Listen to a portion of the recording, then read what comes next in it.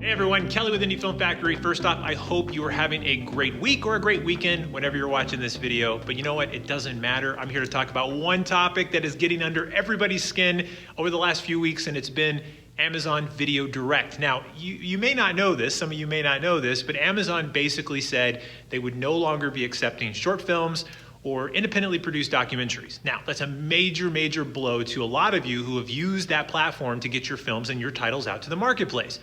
But here's the thing. I want to express something to you that I feel that is important for us to always consider, no matter if it's Amazon or what the platform is.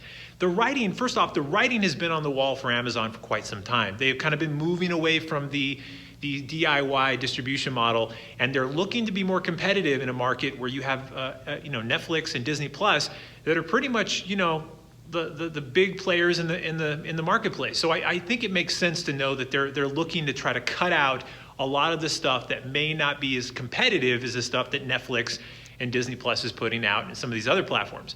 That being said, it's also an opportunity for you to reflect and think about other options for your films that you should be thinking about anyway.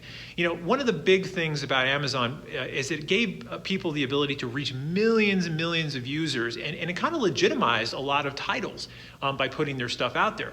But like any streaming network, they can't allow just anything to go anymore. And I think there's going to be some level of quality control that's going to have to be put into place in order for them to stay competitive in the market. So aside from Amazon, what's next for you? What am I going to do with my movie? Well, here today, I'm going to talk about a few things, just a few basic things that you should be doing anyway to get your title on other platforms. Number one, don't rule out the aspect of hiring a film aggregator. First off, aggregators are companies that you pay a fee to, and they can distribute your content or at least submit your content to various platforms across the digital landscape. Now, platforms like Tubi, platforms like iTunes, platforms even like Netflix, although it's really unclear the success rate of some of these aggregators with Netflix. But that being said, these are services that you can use to effectively get your content onto a multiple amount of platforms without having to go through a distribution company. Now, the only downside to that is a lot of these companies will charge a fee, and there are some challenges with hiring an aggregator that you have to be aware of. First off, we all have heard of Distributor. Distributor was a complete disaster for independent filmmakers who are scrambling to get their rights back for titles that have been put out by Distributor.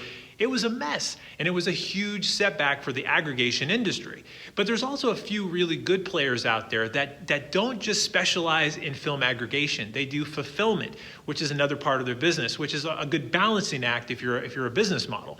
But there's a couple platforms out there that I would recommend for you to look into. One of them being Bitmax. Bitmax has been a really good source for independent filmmakers over the last couple of years. And there's also Quiver Digital. Quiver Digital allows you to distribute pretty much across the board, and it has a lot of good partnerships with some of the major players in the VOD market space. Now, that being said, always do your homework, always do your research, and make sure that you find the right platform that fits your title and the kind of thing that you're doing.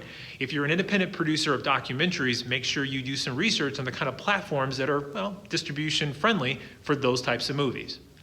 The second thing I would say is don't rule out hiring a traditional film distributor, meaning finding a distribution company that will push your film into the marketplace. They have relationships, they have connections, and they have the kind of leads that you need in order for you to get your film on some of these various platforms.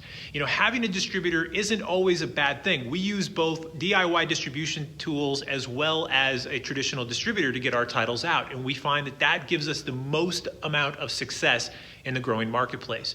So don't rule that out. There's a big negative stigmatism about hiring distributors.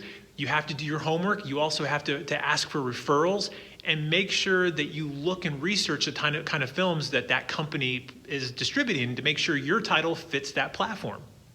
The third thing is YouTube. Now, a lot of you may say, what the heck? What do you mean YouTube?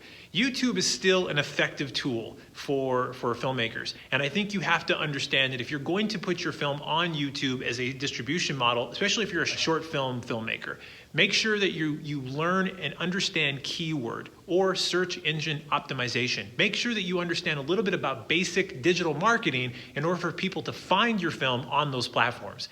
You can't just put your film on YouTube and expect it to just take off and do well. So think about those things. Try to understand how to use keywords to get people to find your video and your content organically. Be sure to share it, be sure to promote it, and also use other social media platforms to cross-promote that content.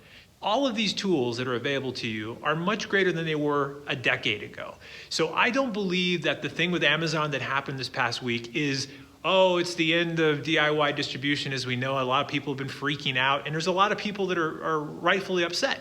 But at the end of the day, I feel that we are just in the beginning of giving filmmakers the control that they need to get their content into the marketplace. The landscape's changing, whether the big guys like it or not. And people like you, people like me, we're the future. So that's what I have for you. I leave that with you for food of thought. Enjoy the rest of your week. Peace out.